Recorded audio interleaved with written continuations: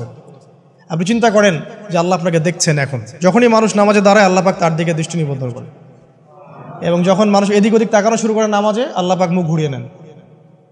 হ্যাঁ, নামাজে ওই যে আমরা যে ডিজিটাল নামাজ পড়ি না, এখন ডিজিটাল মানে 4 রাকাত নামাজ 4 মিনিটে শেষ।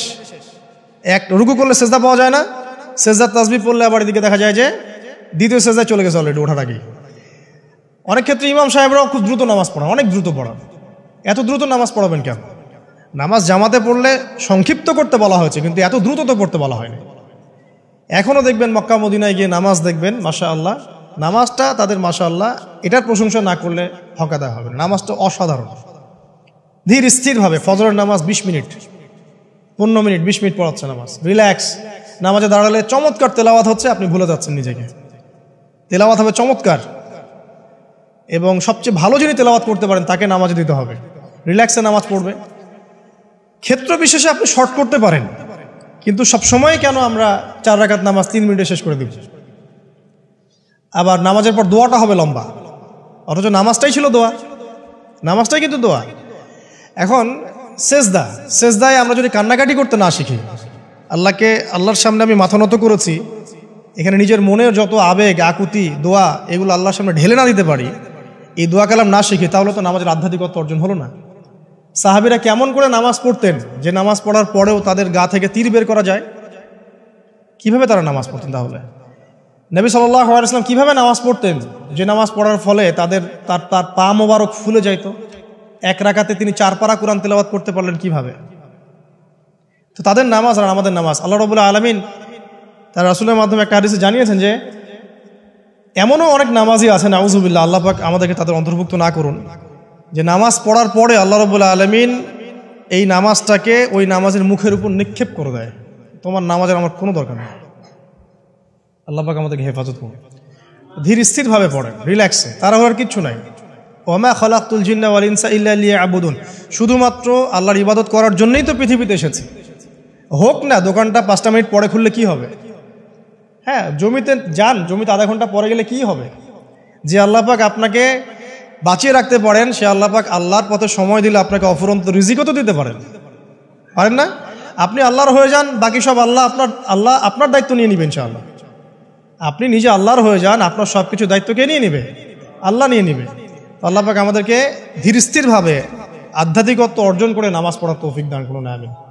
তো দেখুন, আল্লাহকে পাওয়ার সবচেয়ে সেরা মাধ্যম কি? নামাজ। তার আগে বলেছি নবী সাল্লাল্লাহু আলাইহি ওয়াসাল্লামের অনুসরণ। আল্লাহকে পাওয়ার তৃতীয় একটা মাধ্যম বলে দিই আমি, সওম বা রোজা রাখা। অল্প সময় গুটিয়ে নিচ্ছি, সওম বা রোজা রাখা। রোজা কেন আল্লাহকে পাওয়ার মাধ্যম জানেন? কারণ রোজা রাখা অবস্থায় আমরা কিন্তু গোপনে পানাহার করি না, করি? আমরা রোজা রেখেছি, গোপনে কিন্তু পানি খেতে পারি, কেউ দেখবে না। গোসল করছেন, আপনি পানি খেতে পারেন, কেউ দেখবে না। লুকিয়ে লুকিয়ে আপনি কিন্তু খাবার খেতে পারেন, কেউ দেখবে না, বাসায় কেউ নাই দেখার, কিন্তু আপনি খান না। আপনি সবর করেন, সহ্য করেন, একদম সূর্যাস্তের সময় গিয়ে আপনি ইফতার করেন। এই যে কাজটা আপনি কেন করেন? কারণ আপনি ফিল করেন যে আল্লাহ আপনাকে দেখছেন। কেউ আপনাকে দেখুক না দেখুক, আল্লাহ আপনাকে দেখছেন। এটাই হচ্ছে ইহসান, এটাই হচ্ছে আল্লাহ পাকের মারিফতকে উপলব্ধি করা। আল্লাহ রাসূল সাল্লাল্লাহু আলাইহি ওয়াসাল্লাম বলেছেন, ইহসান হচ্ছে আন তা'বুদাল্লাহা কাআন্নাকা তারা, তুমি এমনভাবে আল্লাহর ইবাদত করবে যেন তুমি আল্লাহকে দেখছো। ওয়া ইল্লাম তাকুন তারাহু ফাইন্নাহু ইয়ারাক, তুমি আল্লাহকে দেখতে না পারলেও বিশ্বাস করবে আল্লাহ তোমাকে দেখছেন। এটা রোজা রাখলে উপলব্ধি হয় না যে আল্লাহ আমাকে দেখছেন? এটা হচ্ছে আল্লাহকে পাওয়ার মাধ্যম। এই জন্য রমাজানের রোজা অবশ্যই রাখবো ইনশাআল্লাহ। পাশাপাশি এই যে সোমবার, বৃহস্পতিবার বা এই যে মাসের 3 দিন আইয়ামে বীজের সওম আছে, 13, 14, 15, আরাফার সওম, আশুরার সওম বা নফল সওম, এগুলো রাখার অভ্যাস করলে আল্লাহকে পাওয়া যাবে ইনশাআল্লাহ তাআলা। আল্লাহ পাক আমাদেরকে বেশি বেশি সওম রাখার তৌফিক দান করুন, এবং আমাকে আপনাদের সবাইকে বিগত জীবনে আমরা যারা বিভিন্ন সময় সওম রাখি নাই বা রাখতে পারি নাই, বা বিভিন্ন সালাত পড়তে পারি নাই, এগুলোকে হিসেব করে আদায় করার তৌফিক আল্লাহ পাক দান করুন, আমিন। 4 নম্বর একটা মাধ্যম বলে দিই আল্লাহকে পাওয়ার, সেটা হলো তিলাওয়াতে কোরআন। কোরআন তেলাওয়াত যে যত বেশি করবে, অর্থ উপলব্ধি করে পড়বে, সে আল্লাহ পাককে চাক্ষুষ পাবে ইনশাআল্লাহ। মানে আল্লাহ রাব্বুল আলামিন একটা চিঠি দিয়েছেন, মনে করেন আপনাকে, আপনার একজন কথার কথা এক্সাম্পল দিচ্ছি, যে আপনার কোনো একজন বন্ধু আছে অনেক দূরের কোনো দেশে, তা আপনি তাকে দেখেনও নাই, আপনি তাকে চিনেনও, মানে আপনি তার চেহারা দেখেন নাই, তাকে চিনেন না, তার সাথে যোগাযোগের মাধ্যম হচ্ছে আপনার চিঠি বা মেসেজ, ঠিক আছে? এখন সে আপনাকে কিছু মেসেজ পাঠালো, এই মেসেজের মধ্যে সে কিছু ইনস্ট্রাকশন দিয়েছে যে এইগুলো করতে হবে, এগুলো করতে হবে, বা আপনার প্রতি ভালোবাসার ইজহার করছে। কারণ এই মেসেজটা যদি আপনি পড়তে পারেন তাহলে আপনি আপনার বন্ধুর সাথে একটা কানেকশন তৈরি করলেন না? বুঝতে পারছি না? আচ্ছা, এখন সমস্যা হচ্ছে কি, আমরা ওই মেসেজটা পড়তেই পারি না। আমরা তো কোরআনটা পড়তেই জানি না, তাহলে মেসেজটা পাবো কিভাবে? আর যারা পড়তে জানি সেই ভাষাটা বুঝি না। এখন ওই বন্ধু মনে করেন চিঠি লিখেছে বাংলা ভাষায়, আর আপনি বাংলা পড়তে জানেন না, তাহলে কি পারবেন উপলব্ধি করতে তার মনের ভাব, সেই বন্ধুর আবেগ, ভালোবাসা, প্রেম আপনি কি উপলব্ধি করতে পারবেন? লিখেছে সে উর্দু দিয়ে বা ইংরেজিতে, আপনি ইংরেজি বোঝেন না, ইংরেজি লিখতে পারেন না, তাহলে কি আপনি তার চিঠি বুঝতে পারবেন? এখন আমরা যেহেতু আরবি বুঝি না, এই কারণে কোরআনের মধ্যে কি বলেছেন আল্লাহ রাব্বুল আলামিন আমরা উপলব্ধি করতে পারছি। আমি কি বুঝাতে পারছি? তো কোরআন শুধুমাত্র তিলাওয়াত করা যথেষ্ট নয়। তিলাওয়াত করলে আপনি প্রত্যেক হরফে 10 নেকি পাবেন, কোনো সমস্যা নাই, কিন্তু ওই মেসেজটাকে উপলব্ধি করতে হলে আপনার অর্থটা জানতে হবে। অর্থ জানলে পরে আপনি দেখবেন আল্লাহকে আপনি চাক্ষুষ সামনে পাচ্ছেন ইনশাআল্লাহ। আপনি হতাশ হয়েছেন, হতাশা দূর করার জন্য সূরা আছে কোরআন। বিপদে পড়েছেন, বিপদ দূর করার সূরা আছে কোরআন। আপনার রিজিকের সমস্যা কাটানোর সূরা কোরআনে আছে। হাজতের প্রয়োজন, সূরা ইয়াসিন, হাজতের সূরা চলে আসে। অসুস্থ হয়েছেন, শেফার সূরা কোরআনে আছে। বা কাউকে জিন টোনা করা হয়েছে, বানটোনা করা হয়েছে, ওর শেফাও কোরআনে আছে। এমন কোনো বিষয় নাই যেটা আল্লাহ রাব্বুল আলামিন কোরআনের মধ্যে নাজিল করেন নাই। ব্যবসা করতে চান, কোরআন কথা বলবে, ঠিক আছে? আপনি সামাজিক বিষয়ে ডিল করতে চান, সূরা হুজুরাত কথা বলবে। আপনি ইতিহাস ভালোবাসেন, কোরআনে ইতিহাস দিয়ে ভর্তি করা আছে। আপনি কাব্য ভালোবাসেন, কবিতা পড়তে ভালোবাসেন, কোরআনের মধ্যে কবিতা দিয়েও ভর্তি আছে। আর রহমান আল্লামাল কোরআন খালাকাল ইনসান, এখানে ছন্দ আছে না? প্রত্যেকটা ছন্দ, ওয়ান নাজমি ইযা হাওয়া মা দাল্লা সাহিবুকুম ওয়া মা গাওয়া ওয়া মা ইয়ানতিকু আনিল হাওয়া, ছন্দ আছে না?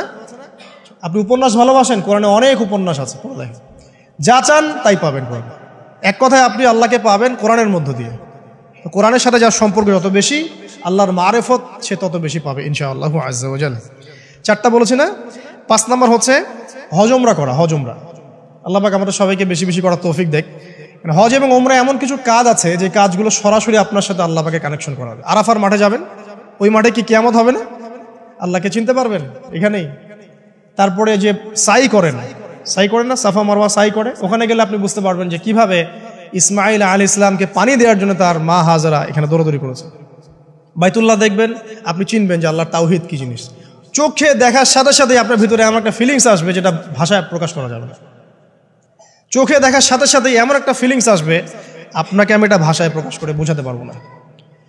আপনি জানবেন ইব্রাহিম আলাইহিস সালাম এবং তার ছেলে ইসমাইল আলাইহিস সালাম বাপ বেটা মিলে রাজমিস্ত্রির কাজ করেছে। এটা আপনি জামজাম কূপ দেখবেন, পানি পান করবেন, আল্লাহকে চিনতে পারবেন যে এই কূপ তো অলৌকিক, এই কূপের মতো কূপ নাই পৃথিবীতে, এর পানি কখনো শেষ হয় না, এবং এই পানি খেয়ে মানুষ বেঁচে থাকতে পারে, খাবারের দরকার হবে না। দীর্ঘদিন পর্যন্ত এই পানি খেয়ে মানুষ বেঁচে থাকতে পারবে, খাবারের প্রয়োজন হয় না। তো এই পানির মধ্যে এমন কিছু উপাদান আছে যেটা মানুষের শরীরের রোগগুলোকে শেফা দিয়ে দিবে ইনশাআল্লাহ তাআলা আল্লাহর হুকুমে। তো প্রত্যেকটা কাজে রাসূল সাল্লাল্লাহু আলাইহি ওয়াসাল্লাম শহরে গেছেন মদিনায়, ওই মদিনার বাতাসটা আপনাকে বলে দিবে যেটা এটা একটা অন্যরকম শহর, ঠিক আছে? রাসূল সাল্লাল্লাহু আলাইহি ওয়াসাল্লামের